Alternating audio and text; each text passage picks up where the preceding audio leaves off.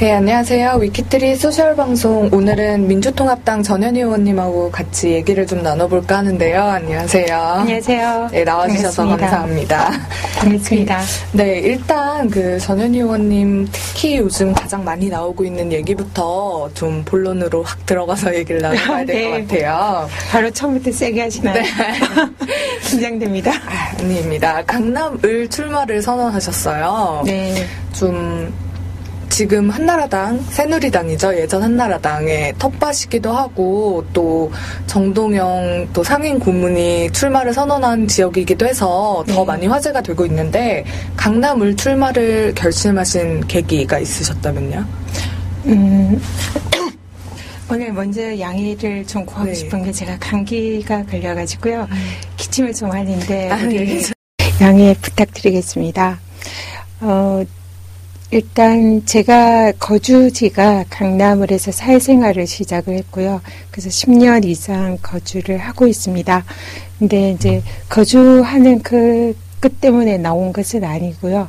실제로 제가 국회의원을 비례대표를 하면서 제가 지역구를 선택할 때의 저희 원칙은 비례대표로서 이미 상대적으로 쉽게 국회의원이 된 이상 이 당에 대해서 그리고 또 국민들에 대해서도 쉬운 곳을 찾아가서 지역구에 도전을 하는 것은 도리가 아니다.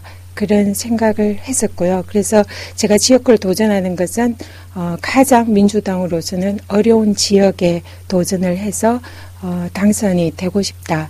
그래서 쉬운 곳은 가지 않는다. 이런 소신과 원칙을 가지고 있었습니다. 그래서 민주당으로서는 가장 어렵다는 지역인 강남에 이제 도전을 해야 되겠다. 그런 생각을 하게 됐고요. 네. 강남을 같은 경우는 앞서 말씀드렸듯이 정동영 상임고문이 출마를 선언하신 곳이기도 해요. 그래서 사실 좀 트위터상에서 말도 많은 게 사실인데 어떠세요? 사실 정동영 의원과 맞붙게 된 심경이랄까요? 개인적으로는 사실 저 혼자서 강남을에 이 사지를 도전을 한다라는 생각을 가지고 있었는데 또 뜻하지 않게 민주당의 또 가장 훌륭하신 분 중에 한 분이신 정동영 또 우리 당의 대선 주자이시기도 하시죠. 이런 당의 중진 의원 대선배님과 같은 지역구에서 경쟁하는 구도가 돼서 일단 먼저 저로서는 영광이기도 하고 또 한편으로는 매우 부담스러운 것도 사실입니다. 그래서 일단은 지금 제가 이제 정동영 우리 고문님, 상임 고문님께서 출마 선언을 할 때에 그때 저도 선의 경쟁을 하고 싶다라고 말씀드리고 또 환영한다며 좀 부담은 되고 또 굉장히 대선배랑 경쟁하는 구도가 돼서 또 송구스러운 마음도 있습니다만 이왕 이렇게 대결하는 구도인 이상 최선을 다해서 반드시 이기고 싶습니다. 네, 제가 전 의원님 트위터를 봤는데 보면은 이제 정동영 의원이 같이 출마를 하게 된 다음부터 원래 전 의원님이 트위터계의 여신? 약간 이런 느낌이셨잖아요. 굉장히 소통도 잘하시고 또 이렇게 많은 사람들의 팬들이 많았단 말이에요. 그런데 같은 정동영 상임고문하고 같은 지역구에 된 다음부터는 뭔가 좀 안 좋은 얘기들도 많아요. 그래서 실제로 좀 서운한 감정이 든다. 같은 뼈끼 이러니까 참 힘들기도 하다. 이런 심경도 남기셨는데 어떠셨어요? 처음 그런 상황들이 생겼을 때는? 네, 제가 트위터를 시작을 하면서 참 다행스럽게도 안티보다는 저를 응원해 주시고 격려해 주시는 분들이 참 많으셨습니다. 그래서 트윗을 하면서 처음엔 참 행복함을 많이 느꼈는데요. 강남을에 도전을 하면서 우연의 일치인지 아니면은 또 어떤 이유인지는 모르지만 강남 도전을 이렇게 이제 언론에 발표하고 그 이후부터 상당히 트윗에서 이런 안티성의 이런 글들이 많이 올라오기 시작했습니다. 그래서 그런 부분이 처음에는 굉장히 힘들었어요. 제가 다른 사람들한테 좀 나쁜 말도 못하지만 또 다른 사람들한테 나쁜 말을 들을 때 굉장히 마음이 여려서 그걸 처음에는 굉장히 좀 울적하기도 하고 힘들기도 했으나 또 정치인으로서는 당연히 그런 비판도 받아들여야 된다 생각을 하고 있고요.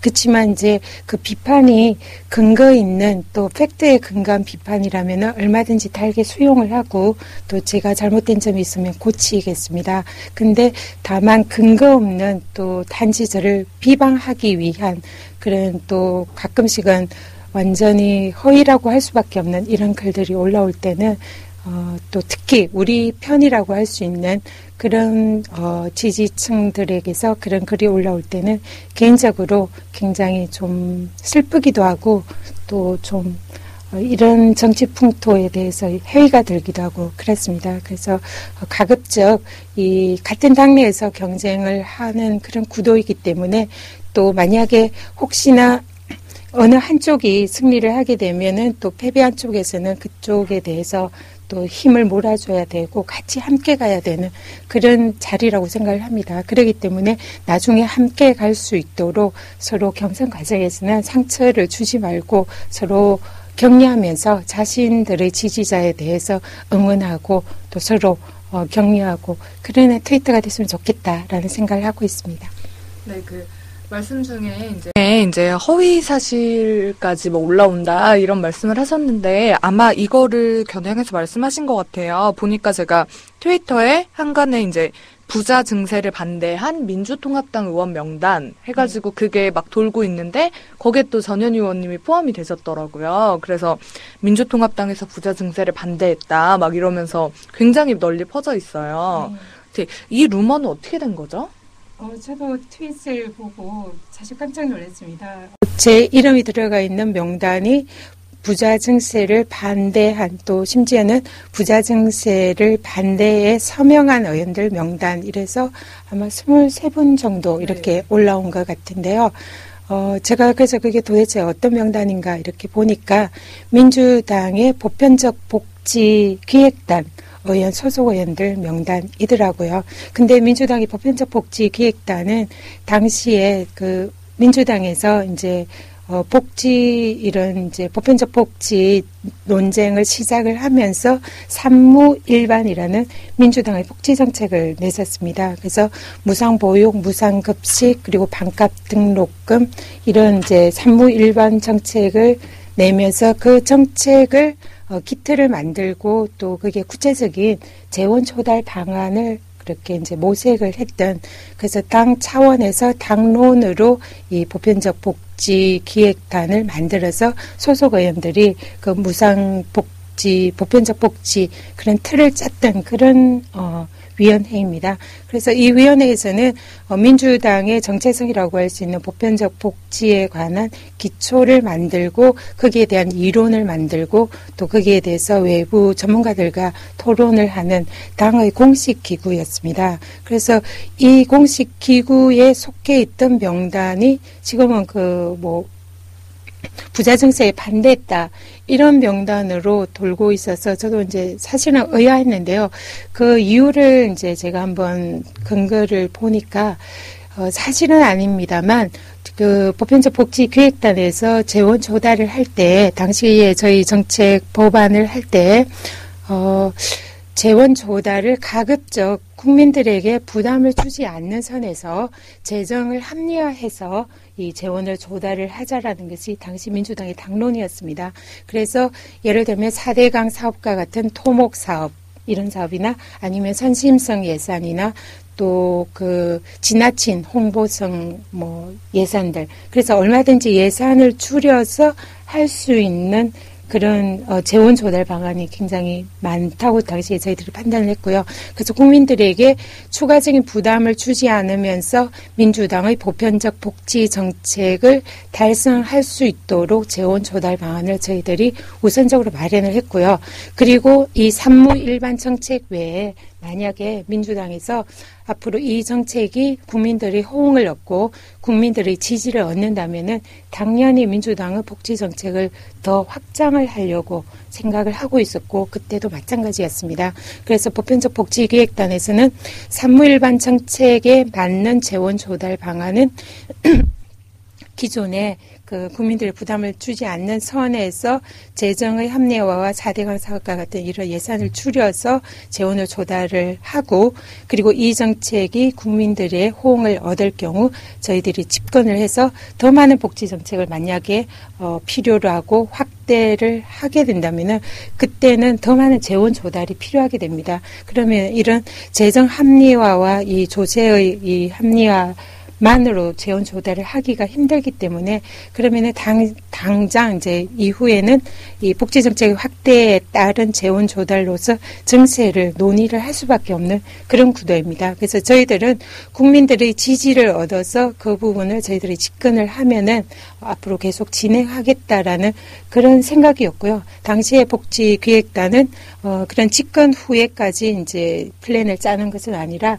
당장 그때 당시 2년 전 당시에 저희들이 4대강 예산을 조금이라도 줄여서 당장 실현할 수 있는 그런 복지 재원 조달을 저희들이 생각을 한 겁니다. 그래서 그런 범위에서 당시의 그런 재원 조달 방안을 저희들이 고민을 한 거지 저희 보편적 복지기획단에서 부자 증세를 반대를 한 것은 절대로 아니고요. 그것은 앞으로 우리가 복지 정책 확대하면은 국민들의 지지를 얻어서 저희들이 필요하다면은 그 부분도 반드시 해야 된다라는 그런 생각들을 의원님들 다 가지고 있었습니다. 네, 그러면은 다시 강남 을에 대한 얘기를 하기 전에 전 의원님 같은 경우는 사실 이력이 굉장히 독특하시잖아요. 치과 의사, 제가 알기로 90년도에 그 치과 의치대를 졸업하신 걸로 알고 있어요. 네, 네, 네. 그래서 6년 후에 변호사가 되셨어요. 사법시험에 합격하셔서. 어떻게 보면 굉장히 엘리트 코스였잖아요. 그러면서 왜 정치에 입문하게 된 사실 계기가 있었을 것 같아요. 굳이 왜 정치에 뛰어들게 됐을까? 네. 험난한 길이기도 하셨을 텐데 네, 어떤 계기가 있었을까요? 제 개인적으로는 제가 항상 그런 어릴 때부터 좀 뭐랄까 좀 어려운 분들을 좀 도와줘야 된다라는 그런 소명의식 비슷한 게 있었던 것 같습니다. 그리고 자라면서 제가 직업을 가지면서도 그런 생각을 계속 가지고 있었고요.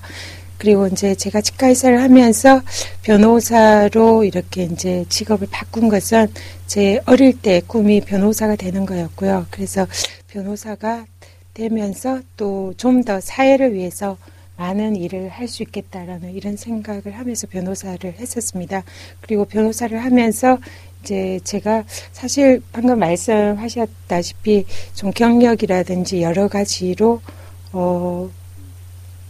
송구스럽습니다만 어쨌든 많은 혜택을 제가 받은 사람이다라는 생각을 항상 하고 있었고요. 그래서 혜택을 받은 사람의 입장에서는 이걸 자신을 위해서 누리는 것은 저는 그것은 하나의 제약이다 이렇게 생각을 하고 있고요.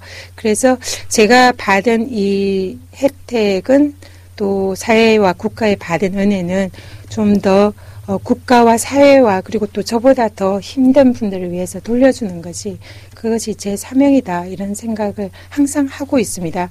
그래서 변호사를 할 때에도 제가 물론 이제 제가 먹고 살기 위해서 돈을 버는 이런 변호사 업무를 하기도 하지만은 그보다도 제가 더 신경을 썼던 것은 좀 힘든 분들에 대한 무료 봉사라든지 무료 변론 활동 이런 걸 사실상 많이 했었고요. 그런 과정에서 보람도 많이 얻었는데 그렇지만은 이런 단지 제 의뢰인 몇 명에게 제가 무료 변론을 해서 그분들을 도와드리는 것은 좀 더 큰 일을 할 수 있는, 더 많은 사람들을 도울 수 있는 일을 할 수 있는 이런 기회도 있을 것 같다는 생각을 했어요. 그래서 법을 보면서 법이 불합리해서 그 법에 의해서 피해를 입은 분들을 소속해서 변론을 해준다면 단지 그분만을 도와주는 게 되겠지만 만약에 제가 법을 불합리하고 이 악법을 고쳐서 많은 분들에게 도움이 될 수 있는 이런 좋은 법을 만들고 또 국민들을 행복하게 해줄 수 있는 그런 법을 제가 만든다면은 정말로 많은 사람들을 도와줄 수 있는 그런 또 제가 능력을 가질 수 있다 이런 생각을 했고요. 그래서 법을 적용하는 것보다 법을 만드는 사람이 되고 싶다라는 그런 생각에 제가 또 정치를 국회의원이 돼야 되겠다 이런 생각을 사실상 하게 됐습니다. 그래서 국회의원이 제가 이제 되고 실제로 그런 일을 하려고 또 입법 활동을 통해서 그런 이제 정책을 통해서 국민들을 행복하게 또 어려운 분들을 도와드리는 이런 법을 하려고 노력은 하느라고 많이 했는데요. 그렇지만 또 아직 지금 4년이 지난 지금은 좀 아쉬움이 또 많이 남네요. 네, 더 열심히 해주실 거라고 믿고요. 트위터로 질문이 하나 들어왔어요. 네, 이 부분에 대한 질문이 왔는데, 화면으로 뵈니까 아주 아름다우신데, 저 실물로 뵈니까 더 아름다우신데, 강용석 의원께서, 기억하실 거예요, 아마. 좀 약간 기분 나빴던 얘기가 되기도 하셔서, 나경원 의원하고 비교를 해서 더 예쁘다, 이런 얘기도 하셨고, 실제로 조금 기분이 나쁜 발언들도 사실 속해 있었고, 그랬는데, 이런 얘기들이 왜 나왔다고 생각하시는지, 그런 질문을 보내주셨네요. 네. 난감한 질문입니다. 잘 봐주셔서 감사하고요. 실제로는 그렇게 이쁘지는 않습니다. 근데 저는 이쁘다는 것보다는 좀 사람들을 이렇게 볼 때, 대화를 할 때 사람의 호감을 얻기 위해서 굉장히 노력을 해요. 근데 그게 외모나 이런 것보다 저는 이제 진정성과 또 이 태도와 그래서 저는 사람을 대할 때 굉장히 진정성 있게 대하려고 노력을 하거든요. 근데 제가 다른 사람들을 보면서 진정성 있게 눈빛이 반짝반짝거리는 그런 사람을 보면서도 아름답다, 멋있다 이런 느낌을 받거든요. 그래서 저는 그런 느낌을 다른 사람들한테 줬으면 좋겠다. 그런 생각을 합니다. 당시에 어떠셨어요? 피해가려고 했더니 계속 네. 푹푹 찌르군요. 기분 나쁘셨죠? 네. 푹푹 찌르군요. 기분 나쁘셨죠, 사실? 제가 이 정치를 하는 것은 정말 일을 하고 싶어서 정치를 네, 하는 거거든요. 그렇죠. 그래서 일을 잘하는 정치인 그리고 또 정말 국민들을 위해서 꼭 필요한 이런 능력 있는 정치인 이런 평가를 받고 싶은 거지. 이쁜 정치인, 이미지 정치인 이런 건 제가 정말 하고 싶은 정치가 아니거든요. 그런 측면에서 외모가 아니라 제가 일하는 능력과 제 진정성, 마음 이런 걸 봐주셨으면 좋겠어요. 네, 저희가 또 이 질문을 안 드릴 수가 없을 것 같은데. 민주통합당이 최근에 지역구 15% 여성 추천 의무제라는 제도를 도입을 했어요. 굉장히 말이 많나요? 특히 내부적으로도 진짜 말이 많더라고요. 46분의 남성 총선 예비 후보가 성명을 발표하고, 이거 폐지 안 하면 무소속으로 출마하겠다, 이런 상황까지 가고 있는데, 실제로 여성 의원이시잖아요. 그게 어떠세요, 당사자로서? 당사자 입장에서는 이 여성 의무 15% 의무 할당제에 대해서 저 개인적으로는 제가 꼭 그걸 해야 되겠다 그런 생각은 없습니다. 근데 지금 저는 사실 이제 국회의원을 하면서 여성으로서는 상당히 혜택을 받고 길을 굉장히 이제 안정적인 길을 밟아 왔었는데요. 저 같은 경우는 여성으로서 굉장히 어떤 좀 행운이 많았다 이렇게 생각합니다. 근데 대부분의 많은 여성 정치인 지망생들은 사실상 특히 비례도 쉽진 않지만 지역구에 도전을 하는 것은 현실적으로 굉장히 어려운 난관이 많다고 생각을 해요. 여성들이 좀 상대적으로 아직은 우리나라에서는 사회에서 진출에 있어서도 제약이 많고 또 여성들이 사회에 이런 이제 활동을 할 때에도 남성과 경쟁을 했을 때 아직은 좀 힘든 점이 많고요. 그런 차원에서 지금 이제 여성 정치인이 아직은 선진국에 비해서는 숫자가 특히 지역구 의원들은 많이 부족한 그런 상황입니다. 그런 상황에서 이제 이런 여성 정치인들을 좀 인위적으로 제도를 만들어서라도 조금은 마치 어린 나무에 거름을 뿌리고 물을 주는 것처럼 그런 이제 제도적인 도움을 조금 주겠다라는 그런 취지인데요. 이 여성 정치인이 남성들과 동일한 경쟁력을 가지고 남성들하고도 같이 경쟁을 했을 때 이제 전혀 이런 이제 뒤지지 않는 그런 때가 오면은 이런 제도는 당연히 없어져야 된다고 생각을 하고요. 그 과정에서 일종의 과도기적인 그런 장치가 아닐까 그렇게 생각을 합니다. 다시 앞서서 얘기했던 걸로 좀 돌아가 봐야 될 것 같은데요. 강남을 출마. 특히 정동영 상임고문과의 얘기가 많이 나오고 있는 만큼 좀 얘기를 더 나눠볼게요.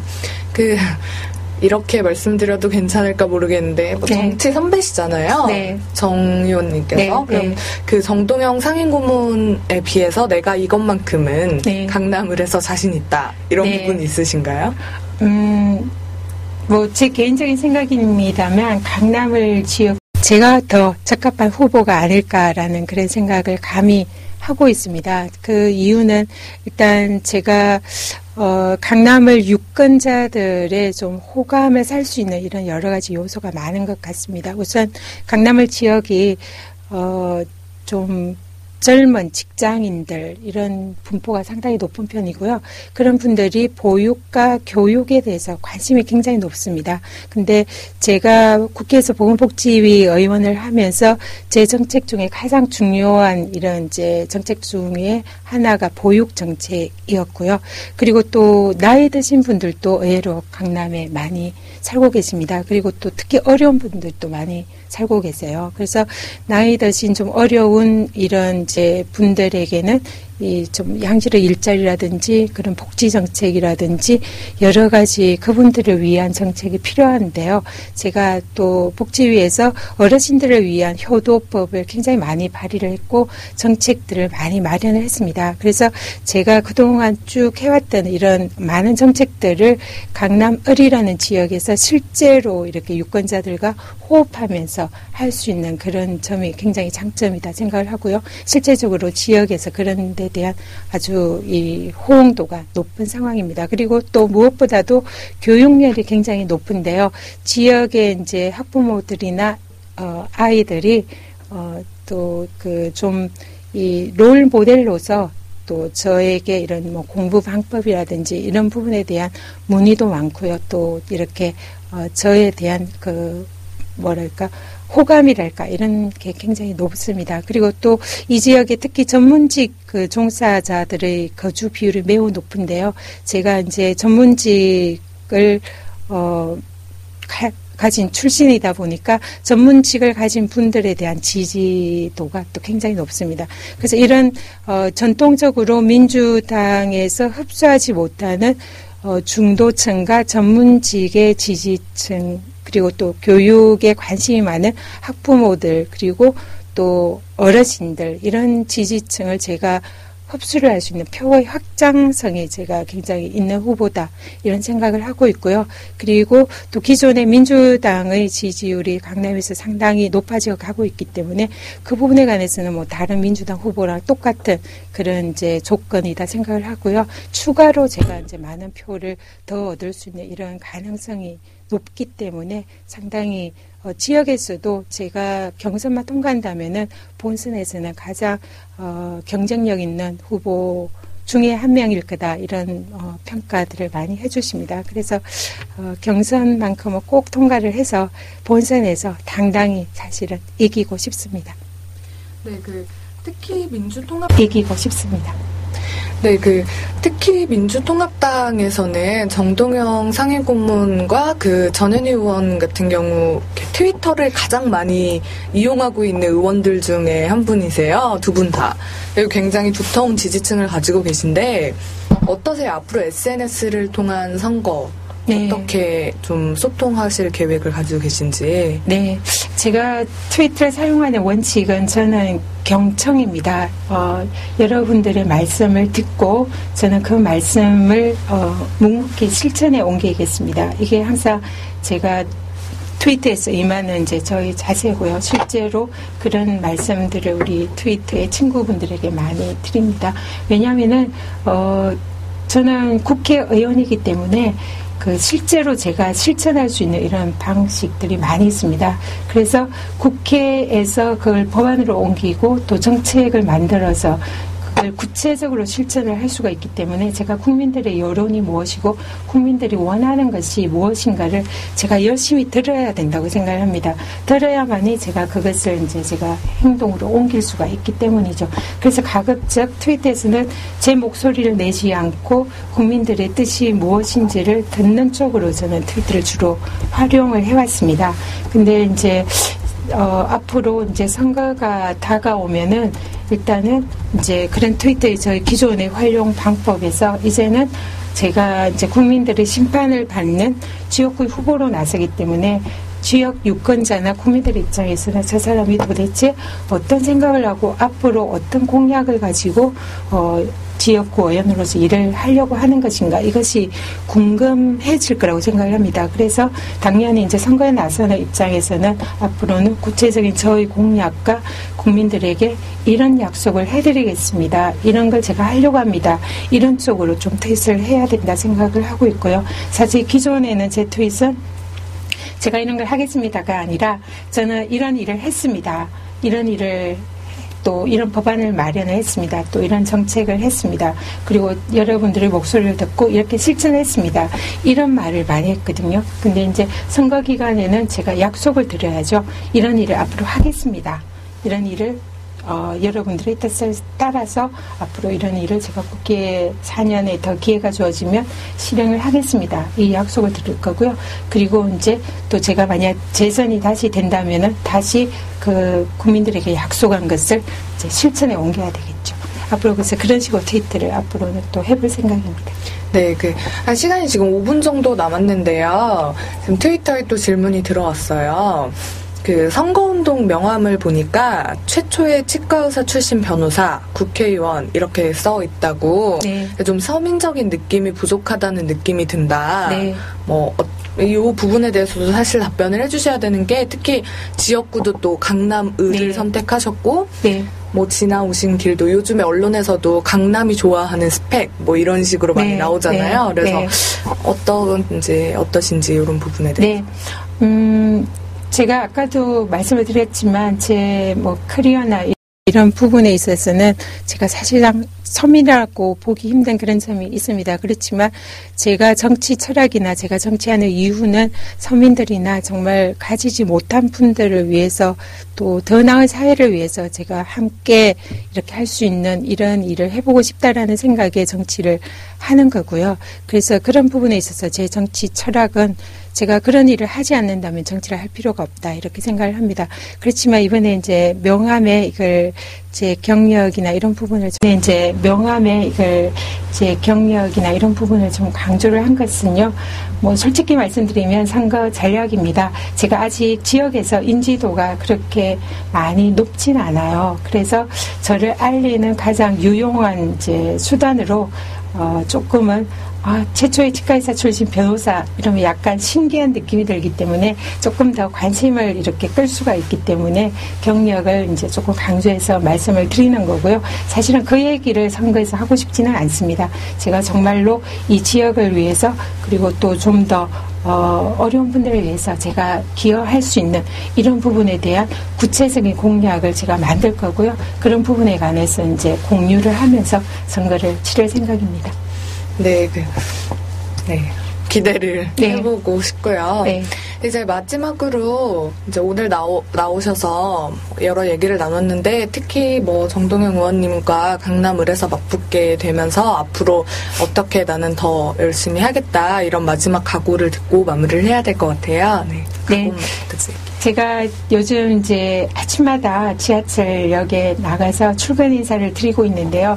지역 주민들 하면서 인사를 드리니까 굉장히 많은 것을 배웁니다. 그리고 특히 내가 이런 분들과 또 대화도 하고 같이 어울리면서 이분들을 위해서 일을 해야 되겠구나 하는 이런 각오도 많이 새기게 되고요. 그래서 더 많은 분들과 만나서 말씀도 많이 듣고 더 많은 분들과 호흡하는 이런 생활 정치를 하고 싶습니다. 그래서 동네 아줌마처럼 동네에 그 여러 가지 이런 행사나 이런 데도 부지런히 쫓아다니고 같이 호흡하고, 그러면서도 이 강남이라는 특수성을 가진 이 동네에서 조금 더 대한민국의 미래를 위해서 같이 고민을 하고 또 더 나은 대한민국을 만들기 위해서 또 서로 이렇게 나눌 줄 아는 그런 이제 강남을 만드는데 제가 같이 앞장서고 같이 실천하고 싶고요.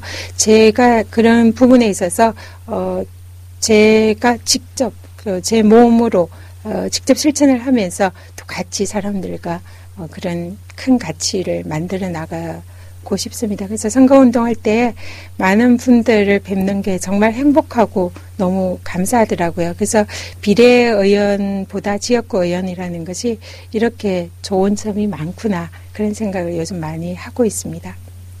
네, 오늘 나와주셔서 요즘 많이 하고 있습니다. 네, 오늘 나와주셔서 너무너무 감사하고요. 네, 앞으로도 다양한 모습을 뵐 수 있었으면 좋겠고, 또 한 번 저희 소셜방송에서 만나뵐 수 있었으면 좋겠습니다. 오늘 수고 많으셨고요. 네, 감사합니다. 네, 고맙습니다. 수고하셨습니다. 네, 고맙습니다. 됐나요? 네. 네.